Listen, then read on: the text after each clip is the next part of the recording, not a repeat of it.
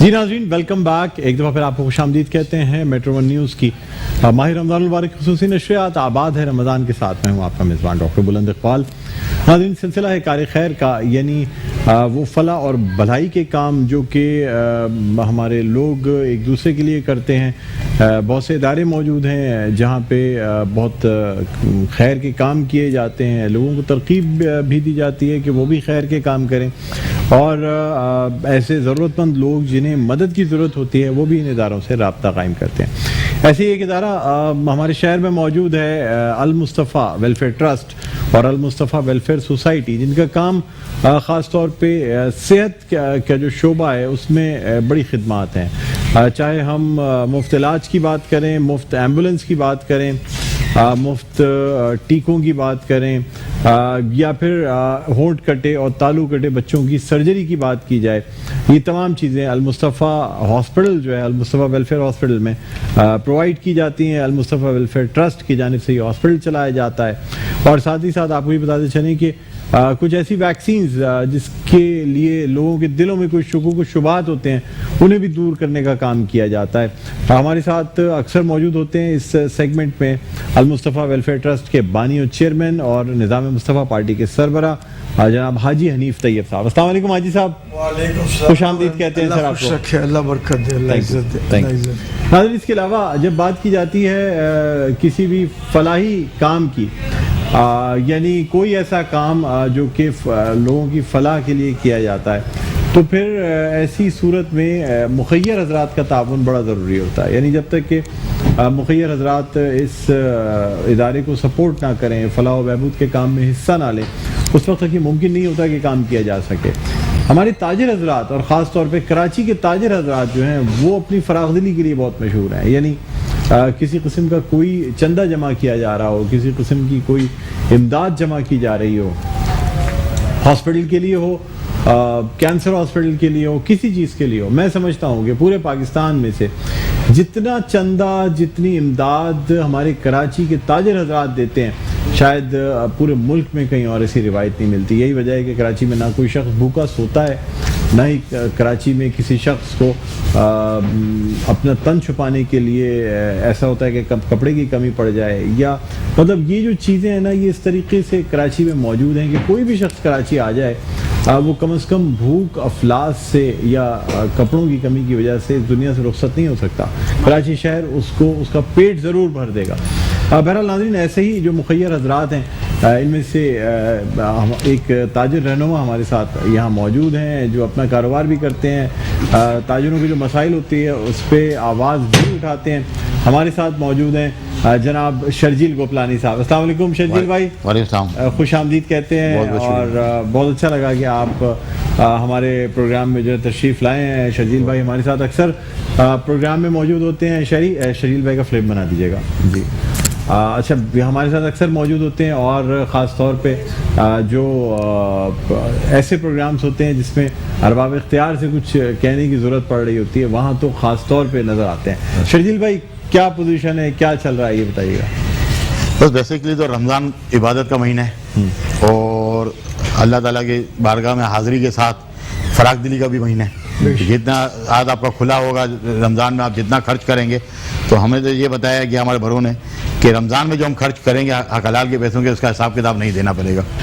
सही बात है। तो रमज़ान का महीना ये, लेकिन अनफॉर्चुनेटली कराची के अंदर वो जो जुल्म और सितम और मामलात रहे हैं पिछले चंद सालों में, ये कभी पॉलिटिकल मसला, कभी गैंग वॉर, और अब ये कोरोना का ड्रामा, वो भी कराची को असर ड्रामा है या असल में है?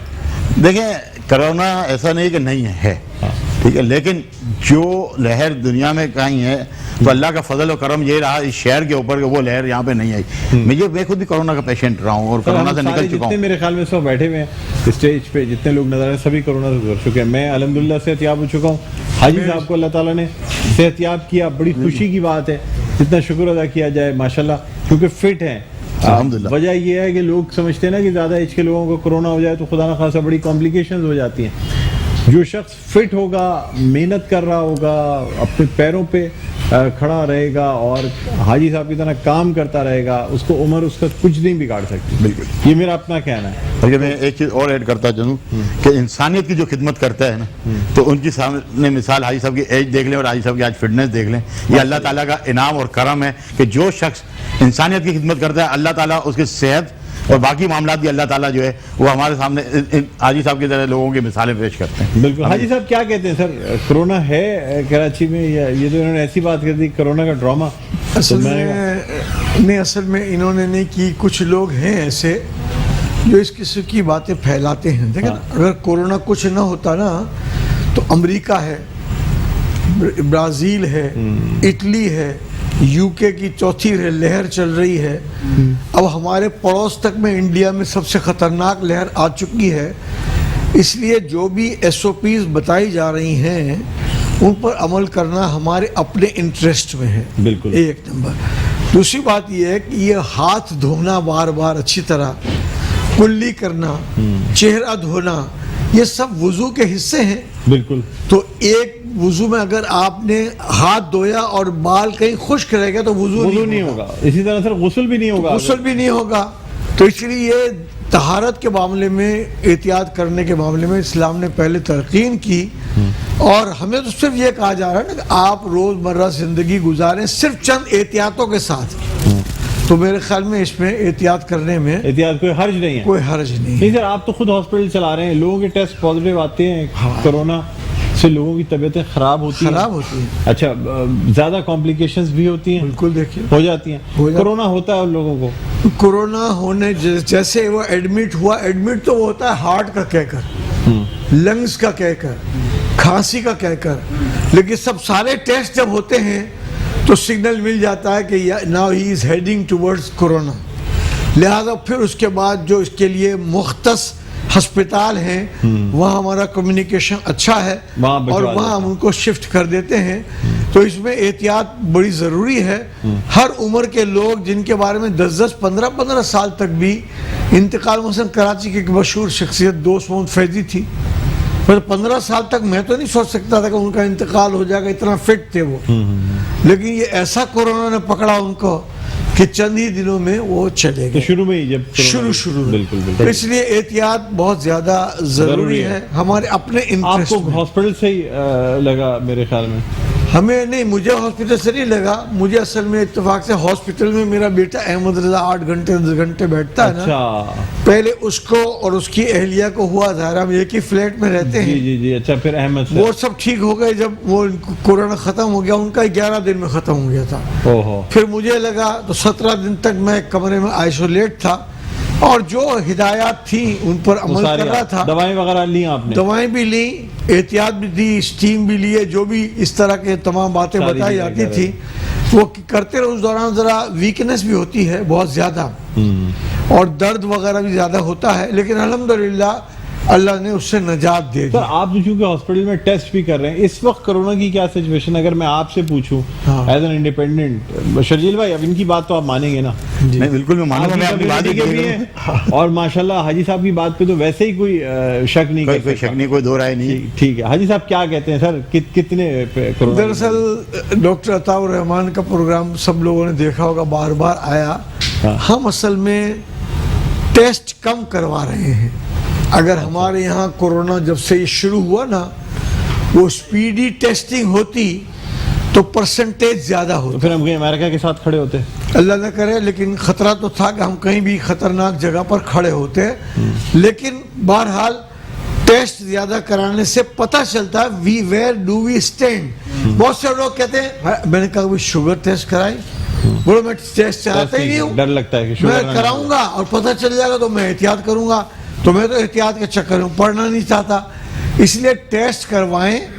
आपकी सिर्फ अकेले की जात का मसला नहीं है, आपके अपने घर का है, आपका है, अपने पूरे घर का। दोबारा लोगों को कोरोना हो रहा है या नहीं हो रहा? क्योंकि शर्जील गोपलानी साहब, आपको एक बात बताओ, देखिए मेरे अपने ख्याल में बहुत से लोगों को पिछली लहर में कोरोना हुआ था, पिछले रमजान के बाद बहुत तेजी से फैला था कोरोना। अगर आप अपने जानने वालों पे नजर डालेंगे तो 50-60% लोगों को कोरोना हमारे जानने वालों में हो चुका है। सर मैं ये पूछना चाहूंगा कि दोबारा कोरोना के केसेस आ रहे हैं आपके पास?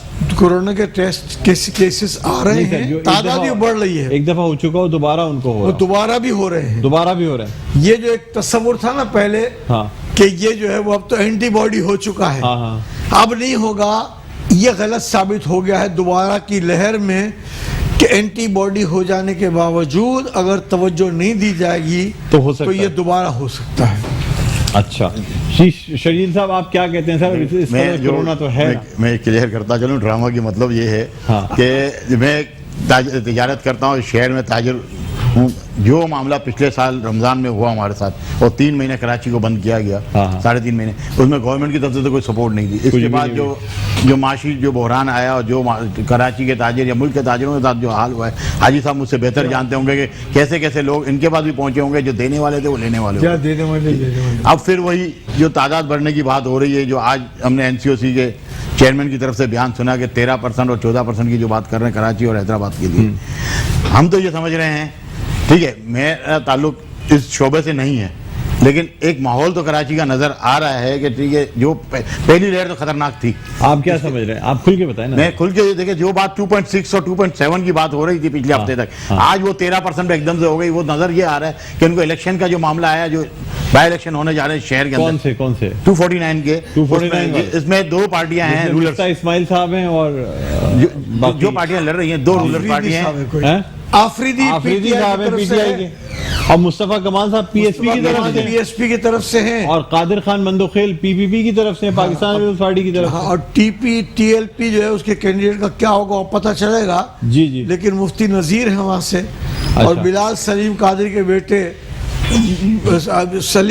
बेटे बिलाल सलीम भी लड़ रहे हैं, बिलाल सलीम भी लड़ रहे वो हैं, भी लड़ रहे हैं। और पाकिस्तान मुस्लिम लीग नवाज की तरफ से मिफ्ता इस्माइल लड़ रहे हैं। मिफ्ता इस्माइल जो हम तो वहां जा नहीं रहे, लेकिन टेलीफोनिक राब्ता सब जगह से रहता सबसे रह है, रहा है। उससे ये अंदाजा होता है कि लोगों की खास तौर पर इस महंगाई पे और तकलीफ दे पीरियड गुजरा है ना, हाँ, हाँ। और उस पर एहतजाज मुस्लिम लीग ने ज्यादा किया, तो उनके लिए हमदर्दियां ज्यादा महसूस हो रही हैं। किसके लिए हमदर्दी महसूस मुस्लिम लीग नून के लिए मिफ्ता मुस्लिम लीग इस्माइल। नून के लिए ज्यादा हमदर्दी महसूस हो रही है। और पाक ज़मीन पार्टी के चेयरमैन मुस्तफा कमाल साहब, वो भी है, लेकिन चूंकि उनकी पहले भी पिछले इलेक्शन में लड़े थे वो, हाँ हाँ और बज़ाहिर ऐसा तासुर था कि कराची में स्वीप कर जाएंगे, जी जी जी, जी। और फिर एक भी सीट न मिली तो लोगों को थोड़ा सा गो मगो उनके बारे में ज्यादा। बिल्कुल, यानी 100% क्लियर नहीं। तो शर्जील गोपलानी साहब आपका कहना ये है कि इसकी वजह से इसकी कोरोना, वजह से देखें, दोनों रूलर्स पार्टी चाहे प्रोविंशियल और फेडरल, दोनों ने इलेक्शन कमीशन को लेटर भेजा है कि कोरोना बढ़ रहा है, आप इलेक्शन इस सीट पे हाँ, इलेक्शन रोक दें। तो अच्छा। हम ये समझ रहे हैं ये फिर वही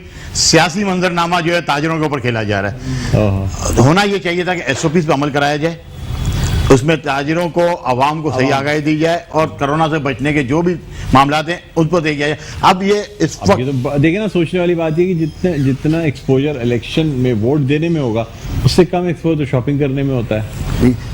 तो अब अच्छा शर्जील साहब, आपसे मजीद गुफ्तगू करेंगे। हाजी साहब आप भी हमारे साथ रहेंगे। अभी पोलियो पे तो बात ही नहीं, वैसे बात तो आज करनी है।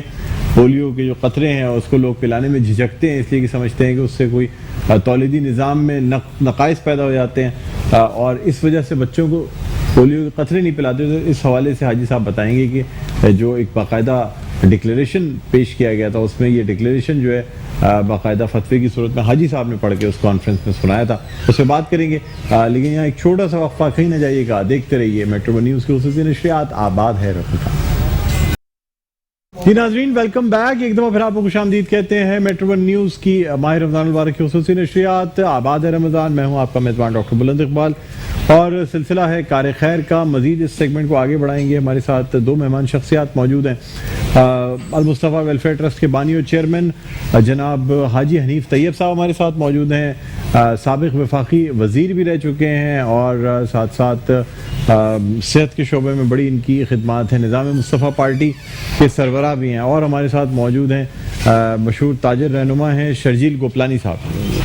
ये ब्रेक पे जाने से पहले हम बात कर रहे थे, हाजी साहब आपकी बात अधूरी रह गई थी, ख़ास तौर पे पोलियो के जो कतरे पिलाए जाते हैं, लोगों में एक शुकूक शुबात पाए जाते हैं कि पता नहीं कहीं इसमें कोई ऐसी दवा तो नहीं मिला दी गई है जिससे मुसलमानों की आबादी को कंट्रोल करने की कोशिश की जा रही है। इसलिए कि आम तौर पे अगर मैं 70 की दहाई की बात करूं या 80 की दहाई की बात करूं तो ये समझा जाता है कि मुसलमान जिस कदर कसरत से होंगे या जिस कदर अपनी जो आबादी में इजाफा जिस कदर कसरत से करेंगे उतनी ही मुसलमान जो हैं वो गलबा हासिल कर लेंगे। और यही वजह है कि आबादी पाकिस्तान की बांग्लादेश की बहुत तेज़ी से बढ़ी। दुनिया के दूसरे ममालिक के बनिस्बत पाकिस्तान और बांग्लादेश और मलेशिया ऐसे इस्लामिक जो कंट्रीज़ हैं उनकी आबादी बहुत तेज़ी से बढ़ी। तो एक खदशा यह आया लोगों के जहनों में कि जब ये पोलियो कतरे पिलाने लगे और कुछ एनवायरमेंटल इफेक्ट्स भी हुए, कुछ हमारी ग़िज़ा ऐसी है कि हम फार्मी मुर्गी इंजेक्शन लगी हुई खा रहे होते हैं, इंजेक्शन लगा के जो भैंस का दूध निकाला जाता है वो पी रहे होते हैं, तो जाहिर सी बात है आम तौर पे जनरली लोगों की फर्टिलिटी कम होती जा रही है। लेकिन लोगों के जहनों में खदशा आ रहा है कि शायद ये बचपन से जो पोलियो के खतरे बच्चों को पिलाए जाते हैं तो उसमें कहीं ना कहीं कोई ऐसी दवा मिला दी जाती है जिसकी वजह से इंसान की तौलीदी ताकत जो है उसमें कमी आ जाती है। और यही वजह है कि फिर अब उस रेशो से आबादी पाकिस्तान की नहीं बढ़ रही है जिस हिसाब से पहले बढ़नी चाहिए थी। क्या कहेंगे सर आप? बिस्मिल्लाहिर्रहमानिर्रहीम वस्सलातु वस्सलामु अलैका या रसूलल्लाह। ये वहम असल में पहले बहुत ज़्यादा था, हाँ, लेकिन इस सिलसिले में फिर वहम को दूर करने के लिए रोटरी इंटरनेशनल के साथ अल मुस्तफ़ा ने पेशावर में, नौशहरा में, मानकी शरीफ में, हरीपुर में, हज़ारा में, कोयटा में, लाहौर में, इस्लामाबाद में, पिंडी में, सखर में, कराची में ऐसी कॉन्फ्रेंसिंग की जिसमें उलमा को बुलाया और उनको सवाल जवाब का पूरा वक्फा दिया। ये तो थी रीजनल इलाकाई, लेकिन फिर एक इंटरनेशनल कॉन्फ्रेंस 5 और 6 जून 2013 को इंटरनेशनल इस्लामिक यूनिवर्सिटी में हुई। अल मुस्तफ़ा की तर्जुमानी भी थी और रोटरी क्लब की भी तर्जुमानी थी और उसमें 2 दिन तक बहस चलती रही, उलमा के माबैन, साइंटिस्टों के माबैन, साइंसदानों के माबैन, डॉक्टरों के माबैन और फुक़हा के माबैन, और बाहर से भी लोग आए थे। तो फिर 6 तारीख को एक डिक्लेरेशन साइन किया गया, उसका नाम है इस्लामाबाद डिक्लेरेशन। इस्लामाबाद डिक्लेरेशन। अब वो चूंकि इंग्लिश में था और प्रेस में बाहर के मुल्कों के लोग भी आए हुए थे, तो इसलिए तय ये पाया कि मैं इसका ये एलानिया पढ़कर सुनाऊंगा। मैंने पढ़ा था कि वो उनके इंग्लिश के सवाल जवाब हों तो मैं उनका जवाब दे सकूं, जिसमें वजाहत की गई कि ये बहुत अच्छा किया है कि वैक्सीन पिला रहे हैं।